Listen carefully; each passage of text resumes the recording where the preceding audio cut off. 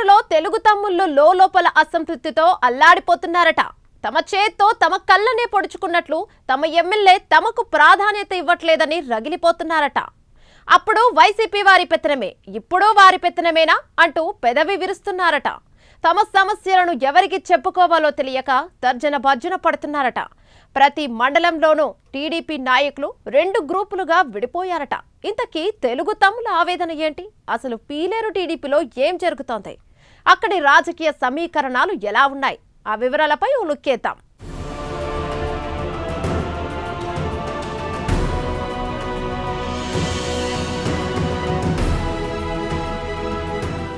అది పీలేరు నియోజకవర్గం. ఒకప్పుడు ఉమ్మడి చిత్తూరు జిల్లా, ఇప్పుడు కొత్తగా ఏర్పడిన మదనపల్లి జిల్లా పరిధిలోని నియోజకవర్గం. కొత్తగా రెవెన్యూ డివిజన్గా రూపాంతరం చెందిన నియోజకవర్గం. అలాగే రెడ్డి సామాజిక వర్గం ఎక్కువగా ఉన్న నియోజకవర్గం. ఉమ్మడి చిత్తూరు జిల్లాలో ఒకప్పుడు నల్లారి అమర్నాథ్ రెడ్డి ప్రాతినిధ్యం వహించిన నియోజకవర్గం పీలేరు నియోజకవర్గం.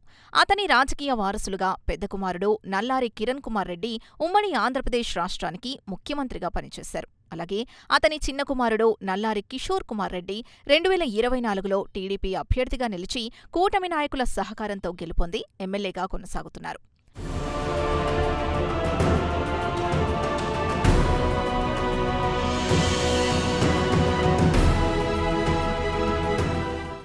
అయితే 2019 నుండి 2024 వరకు ఎమ్మెల్యేగా పనిచేసిన వైసీపీ నేత చింతల రామచంద్రారెడ్డి పనితీరు నచ్చకే 2024 ఎన్నికల్లో టీడీపీ అభ్యర్థి నల్లారి కిషోర్ కుమార్ రెడ్డిని గెలిపించారు. పీలేరు నియోజకవర్గంలో 6 మండలాలున్నాయి. పీలేరు, వాయల్పాడు, కలికిరి, కేవీపల్లి, గుర్రంకొండ, కలకడ మండలాలున్నాయి. ఈ 6 మండలాల్లో టీడీపీ పార్టీ కోసం పనిచేస్తున్న నాయకుల్ని, ముఖ్య కార్యకర్తల్ని, సీనియర్ నాయకుల్ని కాదని నేడు తనదైన పంథాలో ముందుకు సాగుతున్నారట. అలాగే వైసీపీ నుంచి టీడీపీలో చేరిన వారికి ప్రాధాన్యత ఇస్తున్నారట.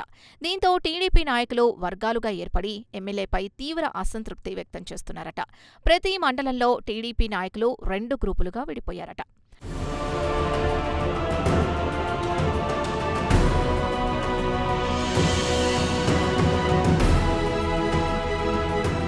కేవలం 5 సెకన్లలో మీ హార్ట్ స్కానింగ్ పూర్తి చేసి 640 స్లైస్ సిటీ ఇప్పుడు మీ మెడికవర్ హాస్పిటల్స్ ఫైనాన్షియల్ డిస్ట్రిక్ట్ లో.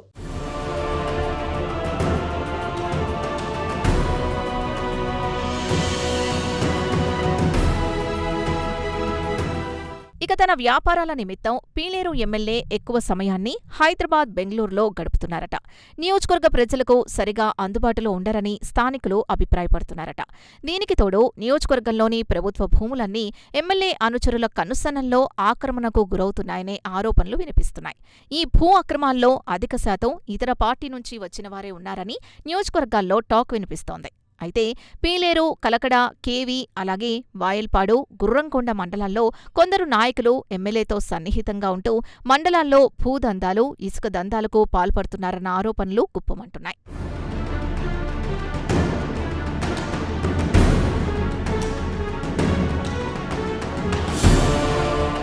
ఇకపోతే నియోజకవర్గంలో మెజారిటీ ప్రజలకు ఏ సమస్య తలెత్తితే వాటిని ఎమ్మెల్యే వద్దకు తీసుకెళ్లేందుకు సాహసించరట. ఎందుకంటే నల్లారి వారి కుటుంబం జిల్లాలోనే జమీందారీ కుటుంబం, రాజకీయంగా పెద్ద పలుకుబడి కలిగిన కుటుంబం. నల్లారి కిషోర్ కుమార్ రెడ్డి తాత జమీందారీ వంశం, జిల్లాలోనే గొప్ప పలుకుబడి కలిగిన నాయకుడు. అలాగే కిషోర్ అన్న కిరణ్ కుమార్ రెడ్డి రాష్ట్ర ముఖ్యమంత్రిగా పనిచేసిన ఘనతుంది. నేడాయన బీజేపీ జాతీయ కమిటీ నాయకులుగా కొనసాగుతున్నారు. ఇలాంటి కారణాలతో నగిరిపల్లిలోని కిషోర్ రెడ్డి ఇంటికి వెళ్లేందుకు నియోజకవర్గంలోని సామాన్య ప్రజలు ఆసక్తి చూపరట.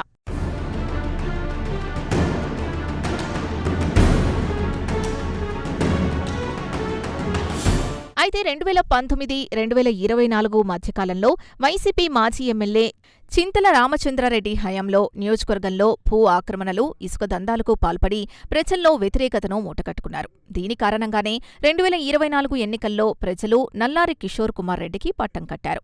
ఆయన గెలుపుకు టీడీపీతో పాటు జనసేన, బీజేపీ నాయకులు సమిష్టిగా కృషి చేశారు. ఎమ్మెల్యేగా గెలుపొందిన తర్వాత నియోజకవర్గంలోని కూటమి నేతల్ని కలుపుకుపోవడంలో పూర్తిగా వెనకబడ్డారని ఆరోపణలున్నాయి. అలాగే కూటమి ధర్మాన్ని గాలికి వదిలేశారన్న ఆరోపణలు వినిపిస్తున్నాయట.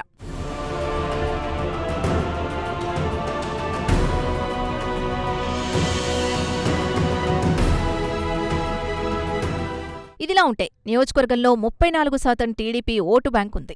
ఆ పార్టీ కోసం పనిచేసిన సీనియర్ నాయకుల్ని కాదని వైసీపీ నుండి టీడీపీలో చేరిన వారికి అధిక ప్రాధాన్యతనిస్తున్నారట. ఎమ్మెల్యే తీరు నచ్చక టీడీపీలోని ద్వితీయ శ్రేణి నాయకులు తీవ్ర అసంతృప్తితో ఉన్నారట. ఎమ్మెల్యే తీరు నచ్చక కొందరు సీనియర్ నాయకులు సీఎం చంద్రబాబు దృష్టికి తీసుకెళ్లారట. అయితే కిషోర్ కుమార్ రెడ్డి తీరుపై సీఎం చంద్రబాబు సైతం గుర్రుగా ఉన్నారని నియోజకవర్గంలో చర్చించుకుంటున్నారట. అయితే పార్టీ శ్రేణులకు మాత్రం పార్టీ లైన్ దాటకుండా మీరు పనిచేయండి, మిగతావి నేను చూసుకుంటానని స్పష్టం చేశారని ప్రచారం జరుగుతోంది.